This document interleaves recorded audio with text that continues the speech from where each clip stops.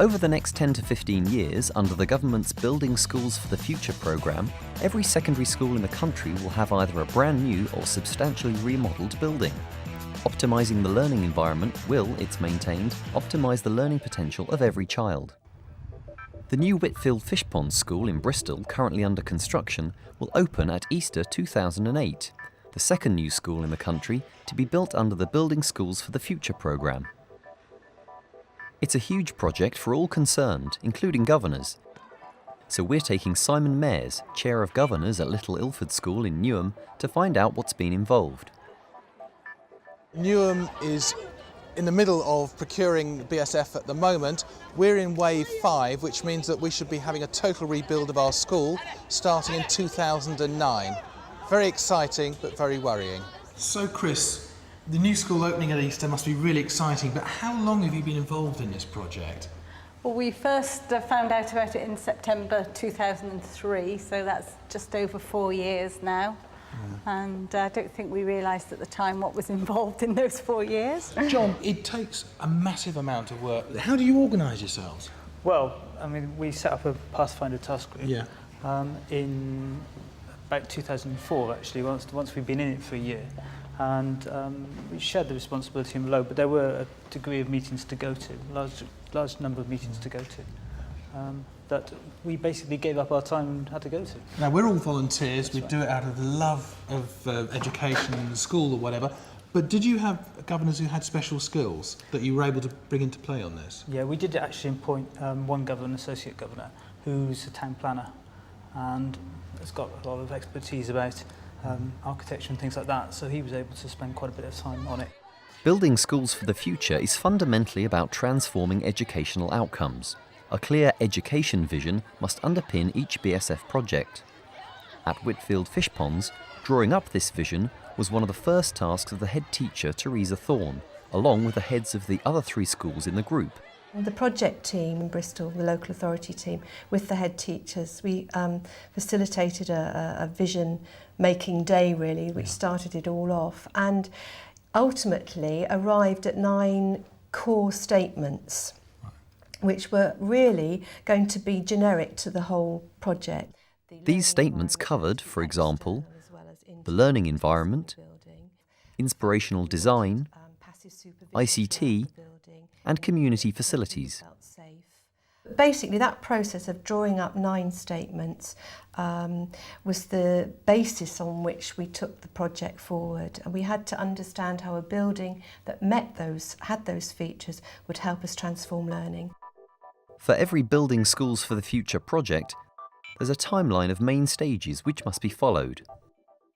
Can you tell me what stages you were most involved in? Well, after the first few months, we were involved with going to the meetings with the bidders and then evaluating the bids. And John went to the fortnightly meetings with the head and the other schools involved in the project. That was quite a painstaking, teeth-pulling type set of meetings when they started in 2003, really. Dotting all the I's and crossing the T's at the services that we would be asking the BSF provider to provide. How much into the nitty-gritty did you get involved? Oh, very much so in the bids. I mean, the meetings John's talked about, they looked at what we called the room data sheets, which could send you to sleep, I think. But, you know, every single room had to be evaluated. Were you involved in the choice of the final, of the winner? Yes, we spent a day. We were told how to evaluate them, really, and give which areas we were to look at and give them points and work out, you know, who was going to be the best for our school. Awesome responsibility. That's right, exactly, yes. But there is help at hand, provided mainly by the local authority. Well, local authorities obviously have got to make sure that there are legal advisors, financial advisors, technical advisors and a whole raft of people around who can perform those sort of duties. It's a massive project, it's daunting, it's very big. Should governors be frightened about BSF? I think that's a good question. I don't think they should be frightened, but I think they should be wary and cautious and be fully cognizant of the fact that it is a big thing that they're entering into. So they're not going to be able to get involved in every aspect of what's going on. They need to get involved in certain parts, and they need to have perhaps a group of governors who are going to get that sort of level of detail, and then have the confidence to know that they can step back and allow a local authority to do things on their behalf, but in their best interests. Schools and local authorities don't begin with a blank sheet as far as the design of a new school is concerned.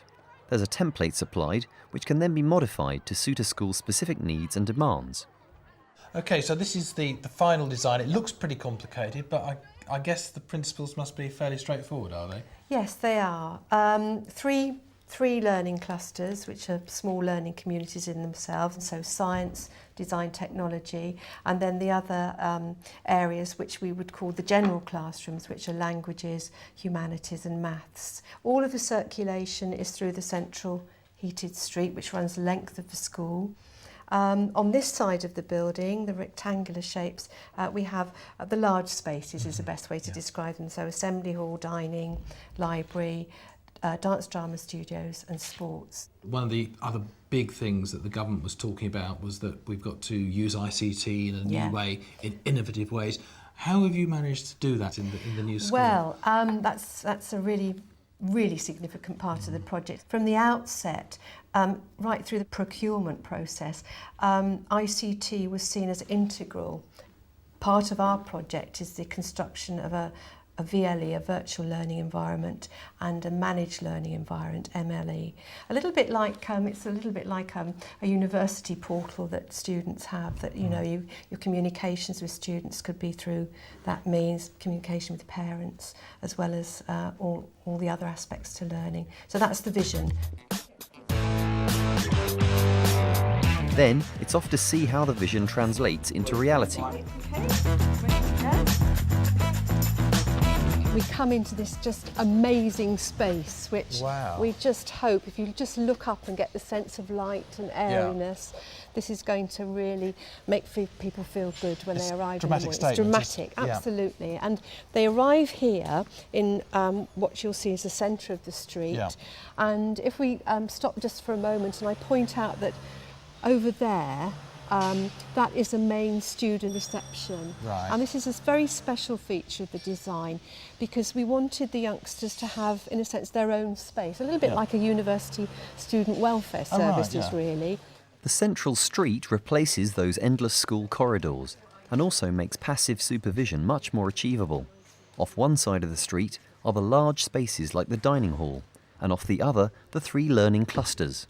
What we've got is a pattern which is common at the entrance of all of the learning clusters. So we have a staff workspace to the left, so the staff can see what's going on in this part of the street. And if you look upstairs as well, that glazed area is another staff workspace. One of the other principles that we wanted to build in was dispersed leadership. So that we've got your SLT all the way around the school, and the achievement coordinators. So we've moved past the entrance area now, and as we come into the North Learning Cluster, which is the Design and Technology Learning Cluster, and walking in again to this wonderful space which is designed to have all of the design technology workshops and classrooms around the cluster. Going to walk up now to the first floor. Again, this is common in each of the learning clusters. All of these classrooms are main teaching rooms, apart from the one on the end, which is electronic control. And you'll see... What sort of subject are they? We're going to be maths on this level at the moment. And you'll see when we go into the main class, there's the registration point for the youngsters, so they'll swipe their cards on entry. Here we are. But it's one of the general classrooms, all of which are equipped with the same basic spec. In every room now, projection and interactive whiteboard facilities. The complete building is wireless. And obviously the automatic pupil registration when they enter, children will swipe with the cards. And every lesson? Every lesson. No hiding place now. No hiding place. They've just got to remember not to lose their cards, but we shall see about that. So we're walking out onto the bridge now. It just does it. But it's not like a school as we know it, is it? No, it's what's so exciting, so exciting. Another exciting aspect of the design is the sustainability features, which must be embedded in any BSF project. We've got a number of core sustainability features got natural ventilation. You'll see the cowls on the roof. The school vents can be opened and closed and allow a lot of natural air through. It avoids the use of air conditioning units, so it's a resource efficiency measure. We've also harvesting rainwater from the roof. There's large tanks that are put in the ground. They'll take about 20,000 flushes per week. Plus we've got biomass boilers. Biomass boiler, it sounds wonderful, but what is it? Biomass boiler is essentially the same as any other boiler, but it's the fuel that it takes. This biomass boiler will be using wood derived fuel pellets. The wood will come from locally sourced woodlands, so there won't be the CO2 in the transport of the wood here. One of the key responsibilities of governors in a BSF project is approving and signing the contract between the school and the local authority. This is the actual document. This is the paperwork involved in getting to there. We had advice from an independent lawyer because the agreement was between us and the local authority, so we couldn't use the local authority's legal advisors for it. And what does it actually cover? Everything really, but just down to an example would be vandalism. You know, if it's deliberate vandalism during the school day, it's the school's responsibility, and if it was outside the school day, then it's the contractor's responsibility. But a lot of it also covers things like how much you're going to pay as well, doesn't it? Yes, yeah. There's 13% top sliced from the school budget. And you're signing up for your colleagues for how many years to come on that? 25 years. Yeah, so it's a big thing, isn't it? Yeah. And I mean, you have to take it seriously and read the paperwork and spend the time on it. So what's been the governor's biggest concern? I think really it was the amount of time that the head was out of school. There was a weekly meeting that took her away from school from, well, at least almost one day a week. It's her capacity to actually managing the school as well as pushing this project through. And we were able to fund some time for the deputies to act up while she wasn't there. But I mean, that was our major concern. With the project nearly completed, the governors have another set of issues to deal with around moving into the new school.